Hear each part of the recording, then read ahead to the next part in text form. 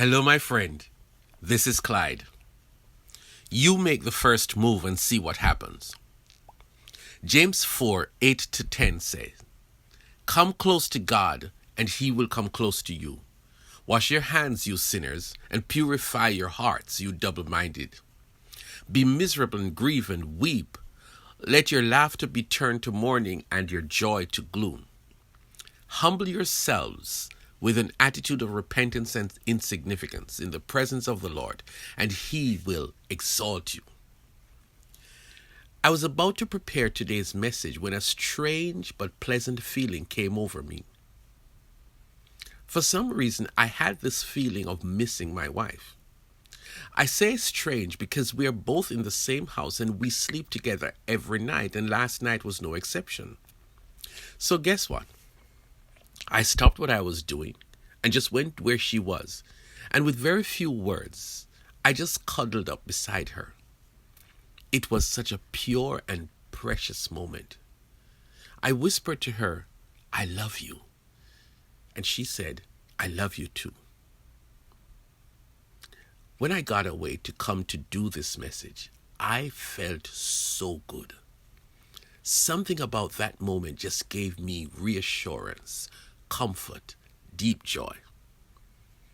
I knew then how much I really missed her. But this is not about me and my marriage. Rather, I want us to listen again to the text.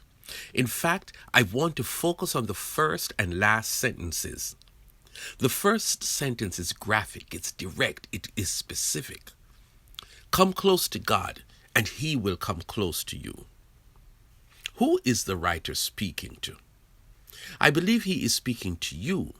I believe he's speaking to me. He's speaking to anyone who has a personal relationship with God, anyone who is a child of God. But there is something else to his statement. Without saying it, the writer is saying that your relationship with God is missing something. You have been living right, you have been avoiding sin, you have good relationships with the people in your life, but there is something missing. I believe the missing element is that you have not had a good and meaningful period of intimacy and closeness with God. We both know what we're talking about. Listen to this excerpt from Psalm 42. "As the deer pants for streams of water, so my soul pants for you, my God. My soul thirsts for God, for the living God. When can I go and meet with God?" The part of him that misses God is not his body, it's not his mind, it is his soul. That part of him that needs something, that needs more of God. So he says, do something about it. Step away from your busy schedule, away from the routine actions of your relationship with God and people, and do something you have not done for a while. Come close to God. Come off the 6-lane highway of your life where everybody and everything is going by so fast, and pull off the road to a quiet place and tell God, "I miss you, God. And right now I just want to be with you.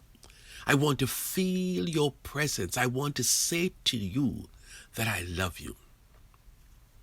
Listen to the text. If you do that, God will respond with equal intensity. He says, if you come close to God, God will come close to you. God comes close to you because he welcomes these times. God comes close to you because these are the times when he gets to minister to your soul, to speak words of reassurance and comfort and deep joy to you. That is the moment when God finds you at a place where you are dry and empty and your soul is thirsty, and he pours the precious water of his love into your life. It is a time of refreshing, a time of rejuvenation, an intimate time like no other. Well, let us look at the last sentence. Humble yourself in the presence of the Lord, and he will exalt you.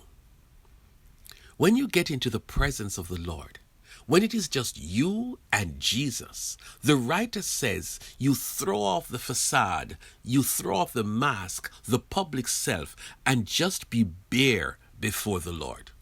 It is a time when you are vulnerable, when you are openly admitting to God that right now I need you.